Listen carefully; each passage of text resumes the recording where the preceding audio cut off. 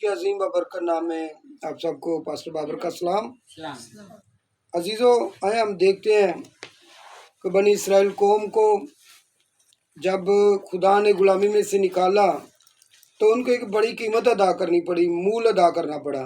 आए देखते हैं बुक ऑफ एक्सोडस, खरूज, उसका 5 बाब और उसकी 14 आयत में लिखा है, और बनी इसराइल में से जो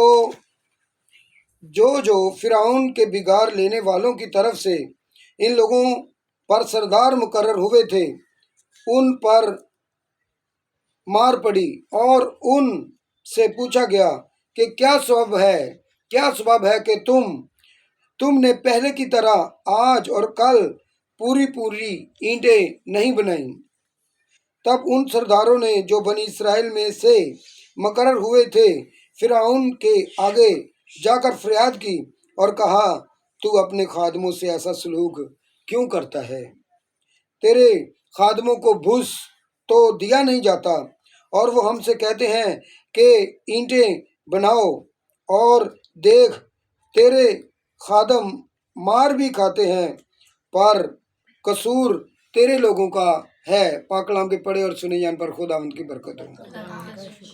सब बोलेंगे आमीन आमीन। यहाँ पर लिखा है कि ये जो अल्फाज हैं कि देख तेरे खादम मार भी खाते हैं पर कसूर तेरे लोगों का है, मतलब जो फिरौन के लोग थे, मिस्री थे, वो इस्राएली सरदारों को मारते थे और वो कहते थे कि आप ईंटें पूरी दो, जबकि भूस वो पहले देते थे, अभी वो जुल्म कर रहे हैं, उनको भूस नहीं देते हैं।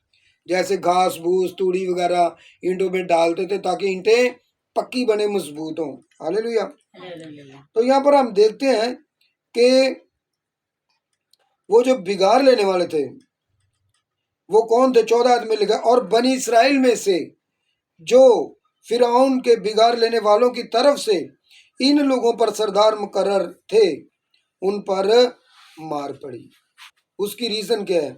क्योंकि जो सरदार थे वो भी बनी इसराइल में से हैं और उनको मारा जाता है। और जब सरदार इसराइलियों में से थे, मिस्रियों ने बनाए थे और मिस्री उनके ऊपर ऑफिसर थे, और जब वो इसराइली सरदारों, लीडरों, ठेकेदारों पर जुल्म करते थे और नीचे जो इसराइली थे वो उन पर सख्ती और जुल्म करते थे, मतलब कि उनको आज़ादी के लिए एक बड़ी कीमत अदा करना पड़ी। हालेलुया।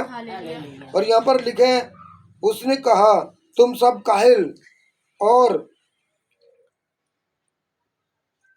काहिल इसीलिए तुम कहते हो कि हमको जाने दे। उसने कहा, तुम सब काहिल इसलिए तुम कहते हो कि हमको जाने दे कि खुदावंद के लिए कुर्बानी करें।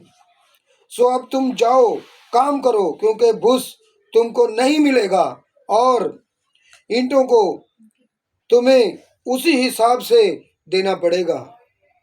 अजीजों, उनका मतलब था कि ये काम में लगे रहें, बोले ना, बात ना करें। जब बनी इसराइल के सरदारों से ये कहा गया, बनी इसराइल के सरदार इसराइली के थे, ईंटें डालने वाले भी इसराइल के हैं। गौर करें, तुम अपनी ईंटों और रोजमर्रा के काम में कुछ भी कमी नहीं करने पाओगे, यानी प्रोडक्शन पूरी देनी है, ईंटें पूरी देनी है। जबकि पहले भूस गवर्नमेंट की तरफ से दी जाती थी, हुकूमत की तरफ से, लेकिन आप कहते हैं भूस भी खुद ही ढूंढो, ईंटें भी पूरी दो। हमें नहीं पता। वो जान गए कि वो कैसे वबाल में फंसे हुए हैं। जब वो फिरौन के पास से निकले आ रहे थे तो उनको मूसा और हारून मुलाकात के लिए रास्ता पर खड़े मिले। तब उन्होंने उनसे कहा कि खुदावंद ही देखे और तुम्हारा इंसाफ करे, क्योंकि तुमने हमको फिरौन और उनके खादमों की निगाह में ऐसा घटिया किया है कि हमारे कत्ल के लिए उनके हाथ में तलवार दे दी।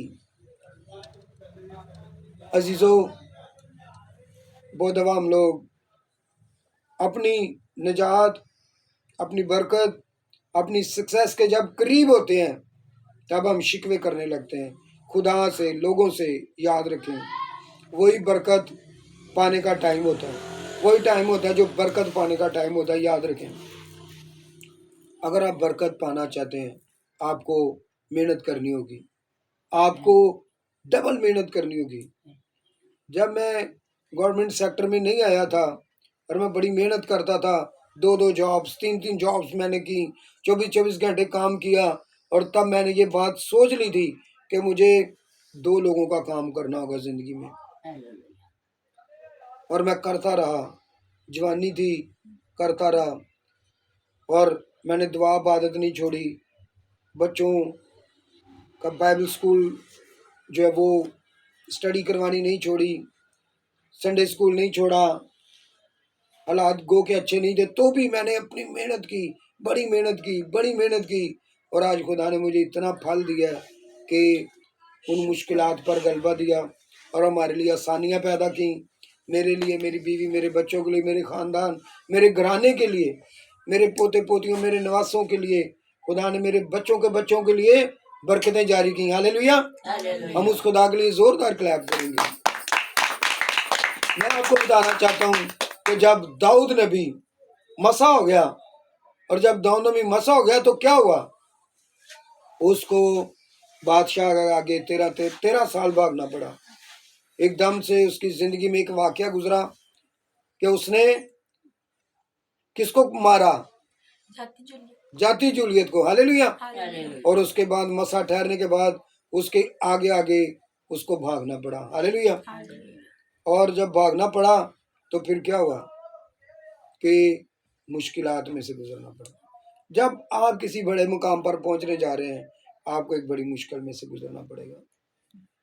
आप एकदम से फेमस हो जाएंगे अगर आप खुदा के हुक्मों पर चल रहे हैं, अगर आप पाकीज़गी में चल रहे हैं, एकदम से बड़ी बड़ी बरकतें आनी आपकी ज़िंदगी में शुरू होंगी। अगर आप मुश्किलात में से गुजर रहे हैं, अगर आपका दिल खुदा के साथ लगा है, और क्या होता है, खुदा के खादम कहते हैं कि खादम, एक ईमानदार की जिंदगी, एक ईमानदार बहन, बेटी, भाई, नौजवान, बुजुर्ग, पास्टर, खादम की जिंदगी हमेशा एक जैसी नहीं रहती। जैसे मौसम होते हैं उसकी जिंदगी वैसे होती है। दाऊद अच्छा भला अपने घर में क्या कर रहा था, भेड़ बकरियां चरा रहा था, सुकून की जिंदगी, लेकिन अब वो बादशाह से डर रहा है, कभी किसी गार में, कभी किसी पहाड़ में, कभी कहीं पर, कभी कहीं, कभी किसी बियाबानों में, कभी किसी खंडरों में, गढ़ों में, बाइबल बताती है।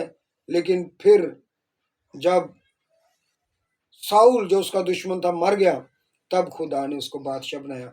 66 जंगें, 66 वार्स जो है वो उसने लड़ी हैं। 66 जंगें, 66 की 66 ही खुदा ने फतह दी है।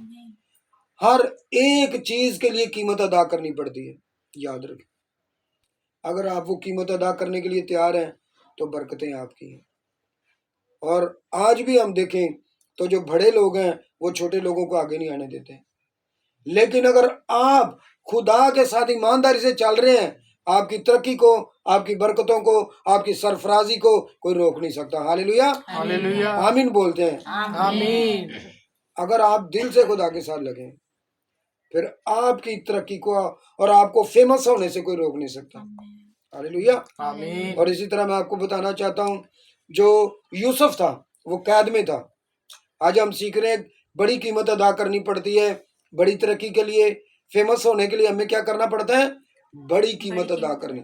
और खुदा के साथ साथ चलने वाले हों, जैसे मूसा, जैसे दाऊद, जैसे यूसुफ। यूसुफ का जो मालिक उसका नाम क्या था, पोतीफार। 3 लोगों की मैंने बातें की हैं। अभी आने वाले जो थर्सडे में आपसे ये पूछा जाएगा। 3 लोग, ये नोट कर लें।